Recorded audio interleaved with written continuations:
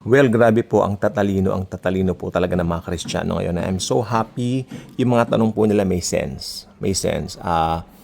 One young man, no, ay kanina kumakain sa isang karinderya ng isang kapatid natin sa mahal na Panginoong Hesukristo, may-ari ng karinderya. Ito ko naman po ay nandoon at may sinadya doon sa ating kapatid, no. Ang batang ito na kumakain around 15 to 17 years old of age. Pastor, sabi niya, halimbawa po hindi po nangyari yung September 23 rapture kanya. Eh di ibig sabihin po mag-a-undergo na po tayo. We will experience, ito pong sabi niya, we will experience na raw ba great tribulation. Naku po! Sabi ko kay kapatid natin sa Panginoon, sister, dyan ka muna, kailangan kong harapin itong batang ito. 'Di ba? Kailangan kong paliwanagan.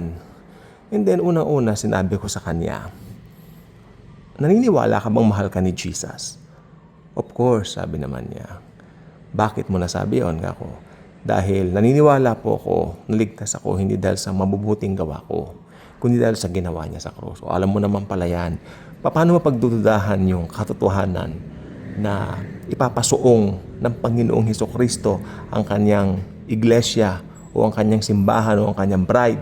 Kasi bride of Christ po tayo, ano? Sabi ko, tayo ang kanyang pakakasalan pagdating ng araw na yon. Tapos isusuong niya tayo sa ganitong tribulation. Naisip niya, oo nga, no? So mahal tayo ng Panginoon. Sabi ko, hindi tayo isusuong dyan. Dahil tayo ay pinili na simula't mula pa lang. Yun, tingnan mo yung mga consideration na yun. We were being, tawag dito, chosen. We're being chosen ever since for eternal life, not for the wrath to come. Okay. So mga kapatid ko sa Panginoon, nais ko po kayong baka may mga, syempre alam ninyo kapag ganito pong usapin, no, na tumatakbo sa isipan natin, ako paano kapag ganito, baka maiwan ako. Yung mga left behind theory, baka maiwan, Kristiyano ka, maiiwan ka.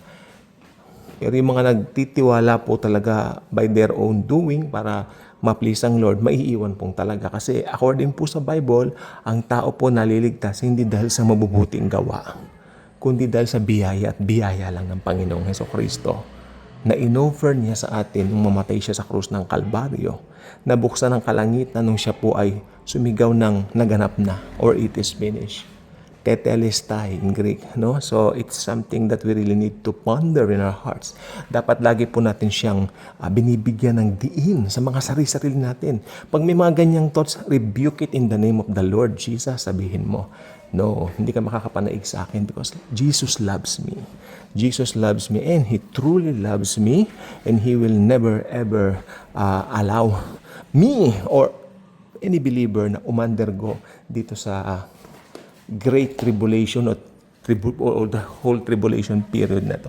Okay, magbibigay po ako sa inyo ng mga katibayan na hindi tayo susuong dito po sa great tribulation na ito dahil ang katotohanan pong ito ang siya pong magbibigay ng kapuspusan ng kalahat-lahatan for us. 2 talata lang ibibigay ko po, no? Mas maganda po yung konting talata lang. Busugin na lang ninyo ang inyong mga sarili. Marami akong mabibigay kung marami, pero sabog-sabog sa isip eh. Itong mga talatang, itong aking talatang pinili, ito po talaga yung foundation. Foundation. Hindi nilalagay sa mukha ng babae, na foundation. Yung maitim ang mukha mo tapos bigla ka nag-foundation. Ako, ewan ko po, no? May joke nung araw yon. So, ayan po, ang foundation natin, biblical truths, biblical foundation. Okay, so ito po siya. Mga Biblia, ayan ang gusto ko sa inyo eh. Dapat ihahanda ng mga Bibles, no? Ito po siya. Meron po tayong talata sa 1 Thessalonians. English muna, may Tagalog ako dyan. 1 Thessalonians chapter 1, verse 10. Oh! 1 Thessalonians chapter 1, verse 10. And to wait for His Son from heaven, whom He raised from the dead, even Jesus, who delivers us from the wrath to come. Okay, Tagalogin natin. Para ating hintayin ang kanyang pinakamamahal na anak mula sa langit na siyang binuhay niya mula sa mga patay, na siya ay si Hesukristo, ang ating Panginoon, na magliligtas sa atin mula sa puot ng Diyos. Okay. Kasi pinaraphrase ko muna po yan. Mamaya ko babasahin yung eksaktong nakalagay sa Biblia ng Tagalog. So, tayo po ay diniliver. Pag sinabi mong diniliver, hindi yung idiniliver yung sa Shopee, no? Pag diniliver, ibang kahulugan ng diniliver pagka sa Shopee o kaya sa Lazada. Hindi diniliver, binigay. Pero ito, i-deliver in spare. Yun ang ibig sabihin nito. We're being delivered is spared, no? Okay, ito po yung yung atin pong eksaktong talata. Unang Tesalonica, Kapitulo 1, versikulo 10. Okay? Na siya ang inihintay natin. Okay? Siya ang muling binuhay na magbabalik mula sa langit at magliligtas sa atin sa darating na puot ng Diyos. Again, siya ang muling binuhay. Sino yun? Jesus. Na magbabalik mula sa langit at magliligtas sa atin sa darating na puot ng Diyos.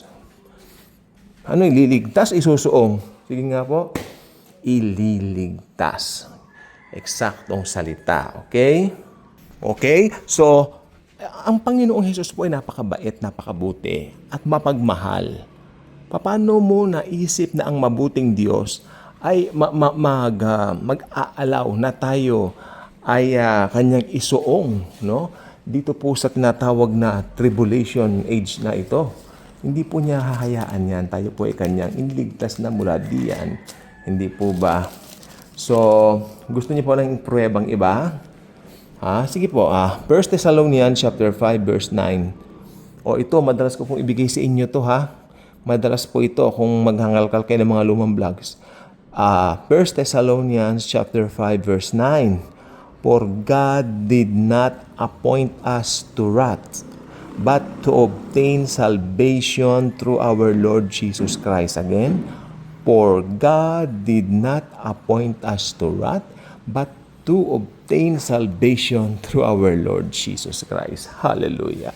Okay, tingnan natin ang Tagalog natin. Unang Tesalonica, Kapitulo 5, talatang 9. Hindi tayo pinili ng Diyos upang parusahan, kundi upang iligtas sa pamamagitan ng ating Panginoong Hesukristo.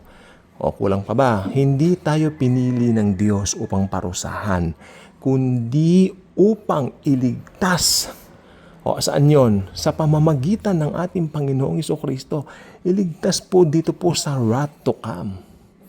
Si Jesus po tagapagligtas ng kaluluwa. Of course, nandun na po ako, pero ililigtas po niya tayo sa wrath to come o puot ng Diyos. Dahil unang-unang nga po, iniligtas niya ng kaluluwa mo, ililigtas din niya ang physical mo. So sa wrath to come. Ganun lang po, kasimple po yan. Kaya sabi ko kanina, huwag kang matakot dahil the Lord will never ever allow that na mangyari na ang mga mananampalataya. Kasi sabi niya, pag hindi raw nangyari, baka na-left behind tayo. Baka raw namali yung theory natin. No. Hindi po namali ang theory natin. Ang theory ng pre-trib, ang pinaka-accurate na theory. Kaya alam po, mahaba po kasing pag-aaral po ito. Marami na akong notebooks yan na kakalkalin ko pa. Pero alam niyo po, talagang mapapatunayan po talaga ang pinaka-accurate na view, yung pre-trib theory.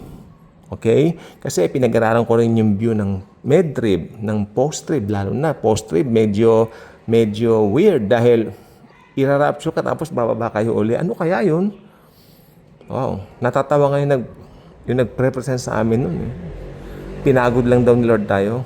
Although hindi na tayo capable of any tiredness during that time. Of course, we're not capable of that anymore. Dahil may bago na po tayong katawan. No? Okay lang po yun kung gusto ni Lord na gano'n. Pero that's not the proper view na ibinibigay sa atin ng banal na kasulatan. So, let's, rightly divide the scripture and wait for Jesus to come and expect only good things dahil ang Lord po natin, mahal po tayo.